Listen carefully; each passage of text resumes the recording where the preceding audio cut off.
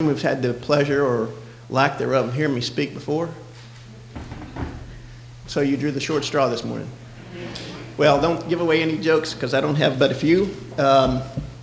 Let me first tell you that in my wildest dreams, I would never have expected to be standing here. Now, that's not because I have any problem speaking to people. I've been yelling at teenagers for quite a while. But it's because my predecessor, who some of you I'm sure would have known, is David Cardwell. And seriously for a moment, David Cardwell was the man when it comes to redevelopment. He actually wrote the statute. He knew more about it than anybody, and I'm not him. And when he died unexpectedly this past year, he had listed me as his successor, which is a role that I never aspired to be, but was glad and honored that he thought enough of me to put me in that role. But because I'm not him, I don't have a photographic memory that can cite you every statute and every case and every line. I'm trying to get there, but I have, like you, had to learn a lot of what I know about CRAs and redevelopment law through David, because you see, David helped me set up our first CRA in the city of Maitland many years ago. And what we did there has been the model for what I know. So at least I had a good mentor. So I would tell you that when you are replacing a guy like David Cardwell, it's like trying to remember who took right field after Hank Aaron retired. I don't know, but I know it's me here. So if you're wondering as this presentation goes along why I may seem more tentative than David would have, just kind of think of that film Bambi when he's walking out on the ice and the feet are going every which way. Yeah, that'll be me today. But at any rate, listen, I've been given only 20 minutes to talk and 10 minutes to listen. I'm much better at talking than listening, according to my wife. But let's see where we can get in 20 minutes. This is somewhat of a basic presentation. It does not mean that I don't want to take your questions. I do. And if you have more specific ones, I'll do the best I can to answer them. I have encountered a number of issues with CRAs through the years, and I know a fair amount, but certainly I'm learning as I go. But we'll start with this. What is redevelopment? Well, in Florida, it is activities following Chapter 163, Part 3, the Redevelopment Act, and it revolves around publicly customized plan funded by tax increment.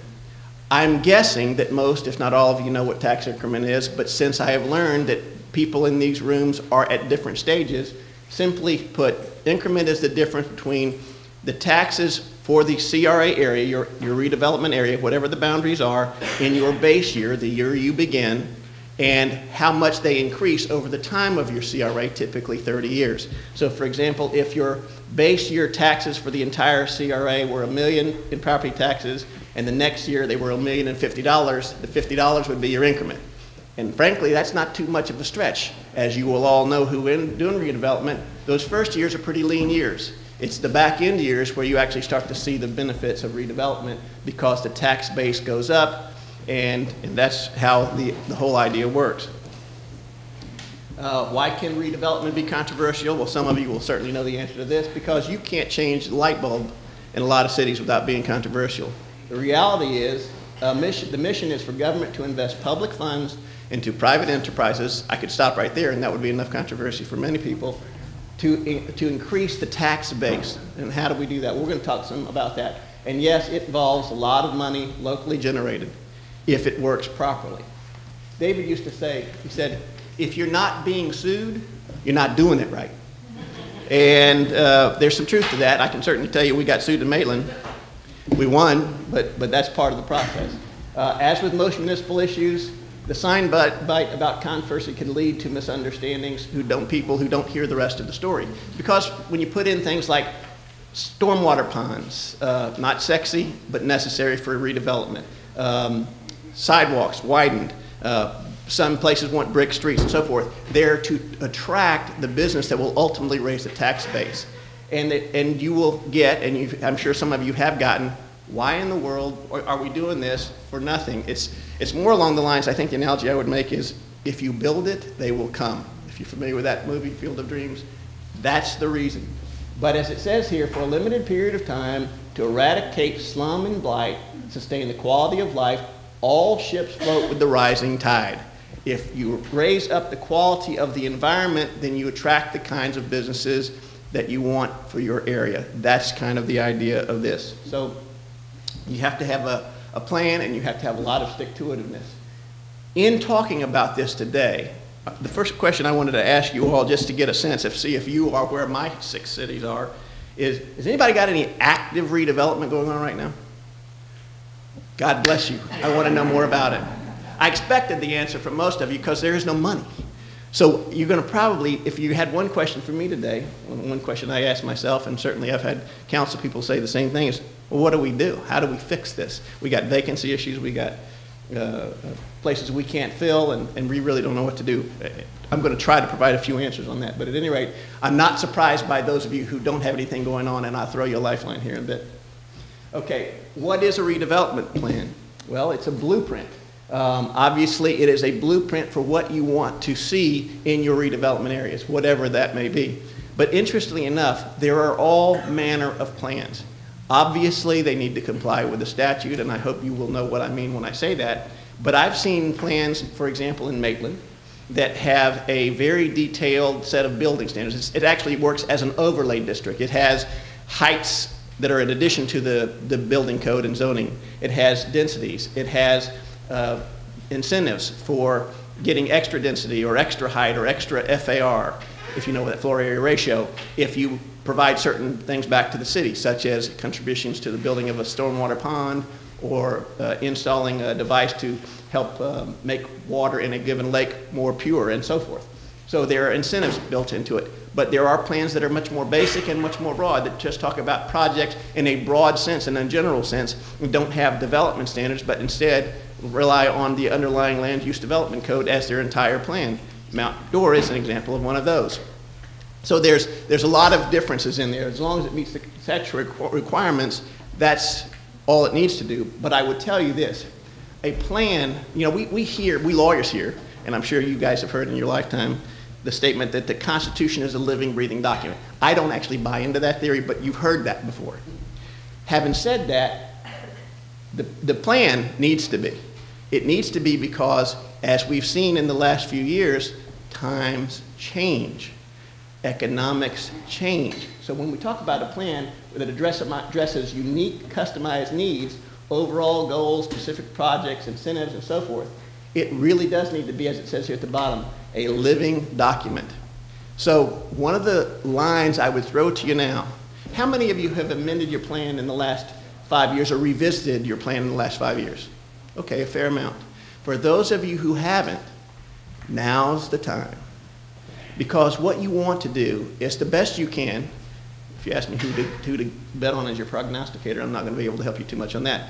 But as best you can, prognosticate where growth is going to come and when and how, and be prepared for what works. What works is a critical element of successful redevelopment. There are in many communities, including all of the ones that I represent, grandiose ideas about what they want and what community input tells them they ought to want. And that's great. You'll never hear me say you shouldn't listen to your communities. But if you want successful redevelopment, you have to have your fingers on the pulse of what works economically, or you're doomed to failure. In some communities, this is deemed as an acceptable casualty. If we can't get it exactly the way we want it, then we just won't have it, and that's okay.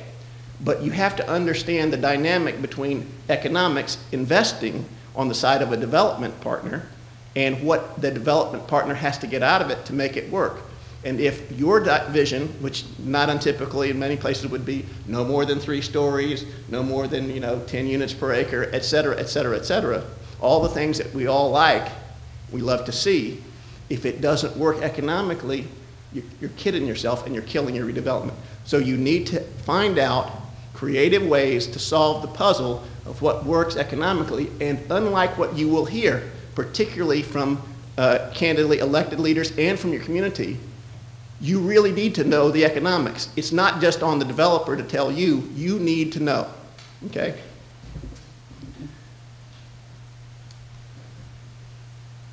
We've talked about tax increment financing and where it comes from, that difference between your base level tax year and the rising tide of increased property values as redevelopment starts to take hold. You're allowed to get up to 95% of that increment by statute. It can be limited, and some of your CRAs, I'm sure, is limited to some number less than that by statute. That's a possibility that you could be working under. But basically, the county and city write you a check annually, and previously, what I said before, it can be loaned, earmarked, bonded, it's leveraging. That would have been really true about 2 years ago. Today, anybody been bonding any TIF recently? Yeah, it's not a good market to try to do that.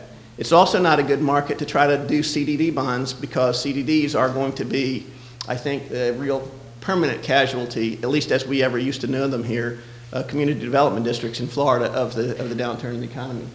But having said that, TIF bonds I'm more optimistic about. I think that they will eventually recover. TIF bonds, bonds that are floated on the promise of increased tax revenue, that creates a revenue stream that will allow you to pay back those bonds over time. When the bond market comes back, I think those will be some of the first to recover. But whether that's going to be 2 years, 3 years, or 5 years from now, God is my only witness. I have no clue. I just hope it's sooner rather than later. But that's the reality, and that's what happens. We're going to talk a little bit about what do you do in the interim with your money, since you can't bond it right now. Okay, so what is the reality? Why does it still look the same? Well, we've talked about that, because redevelopment in particular is a slow process. It does not take place overnight. It requires vision to invest in the little things that lead to the bigger things. And it usually requires some kind of foothold in the door, if you will, of the area you want to turn around or reverse a trend in, to say, look at that success and watch it grow from there. How many of you have been recently to the community of Winter Garden? Okay, I know Mayor DeMarco, and I see some other hands. To me, Winter Garden is a great example of what can happen if you're able to maintain a vision. Now, when I talk about Winter Garden, I don't want to pretend to know more than I know. I do not know whether they are flush with cash. What I know is the same thing citizens know when they go through there. They've taken a place that was a mess and turned it into a pretty place. So even if today, and some of you may say, oh, well, this guy's nuts because they're hurting. I don't know. What I can tell you is that when the economy turns, that is a place that you'd want to go, because they have the brick streets, they have a beautiful fountain, they have widened sidewalks, they put in a new city hall that's down there that's an attractant. They've got the kind of business storefront similar to Mount Dora that we like to see and that a lot of communities like to see. That is an example of, to me, what successful redevelopment can and should be. And over the long term, I think will prove to be a great success for the people who live there.